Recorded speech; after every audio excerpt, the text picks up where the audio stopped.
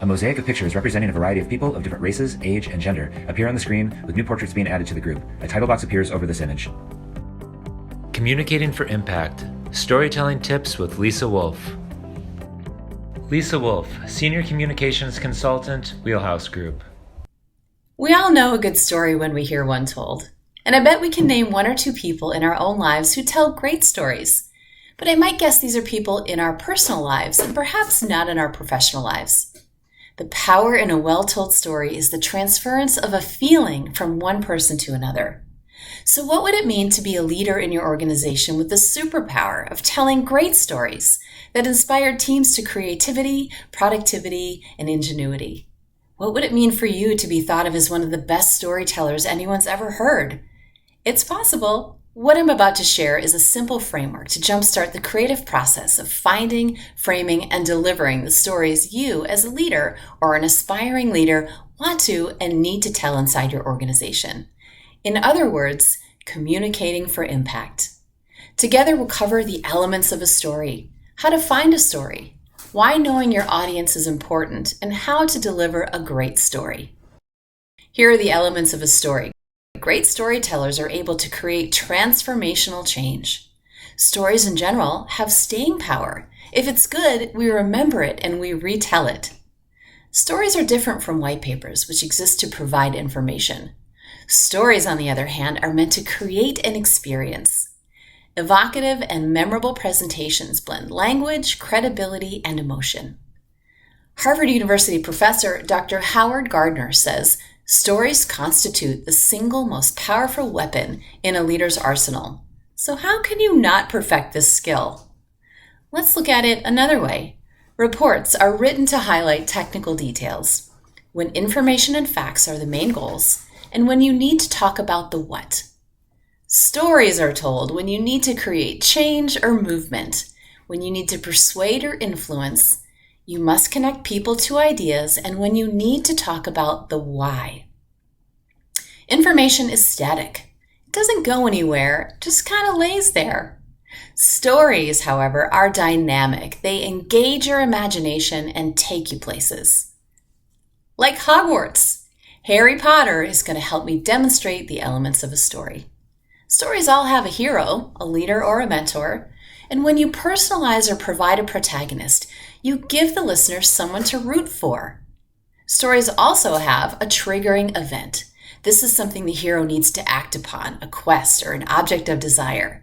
It's the adversity the hero needs to overcome. And they all have a turning point or resolution, a decision or action to bring the story to its conclusion and the hero to eventual triumph. Here is where you get to add your spice to this recipe.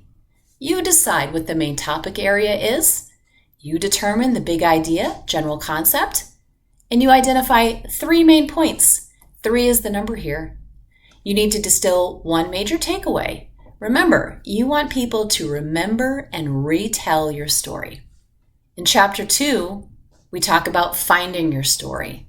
And this is where you'll put pen to paper, fingers to the keyboard, and get your thoughts out of your brain and into a format where you can review and assess them. Story creation is a non-linear process, so start wherever you can and work your way around. What is your main takeaway? What are the 3 ways you want to reinforce it? What caused turmoil in the first place? And what are the pivotal moments or failed attempts? Who is your hero? Is it you, your team? A problem solver in another organization? Once you have those notes in front of you, assess what the shape of your story is. Now, what do I mean by that? This is a very simple story arc. It begins in a steady state, then slowly gathers steam until it reaches its peak, then quickly drops back down to the original state once the crisis has been resolved. Let's take a look at some variations on this theme. The Cinderella story. It exists in the space between misery and ecstasy with wild swings in between. We start in a valley of misery. Then something happens to make things better. Then things are great. But they don't last because they never do. So the hero finds herself back in a slightly less miserable state until finally something amazing happens and we can call it a day. Happily ever after. Here's another theme, the common disaster story. It also exists between misery and ecstasy, but with fewer highs and lows. We start out on a normal day. Then the unimaginable happens. You're about to miss a milestone. A new directive takes your organization in the opposite direction of where you thought you were headed. But guess what? You gather yourself, your team, and your resources, and you do the impossible. The story ends in a new normal, one made better by the shared experiences and achievements. It's another great day. Chapter 3, Knowing Your Audience. So when you tell a story, you need to know more than a few things about your audience. Have you ever told a joke that fell flat? Not fun and not funny. So you need to do a bit of research. You need to know why your audience has come to listen to you.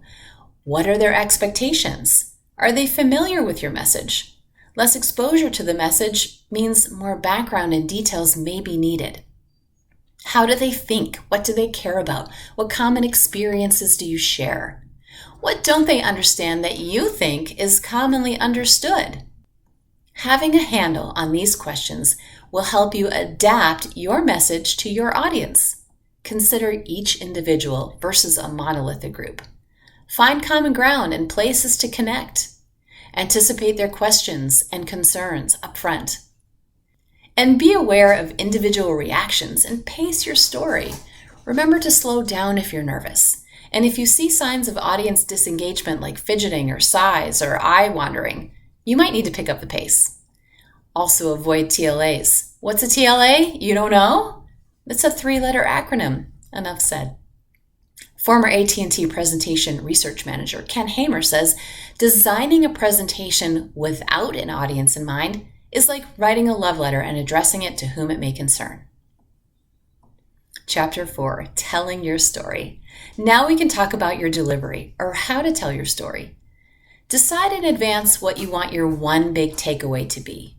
Draft no more than 3 supporting points to convey that message and make them tangible, relatable, and that goes back to knowing your audience. Don't include so many details that the point is hard to see, and stay on topic and focus.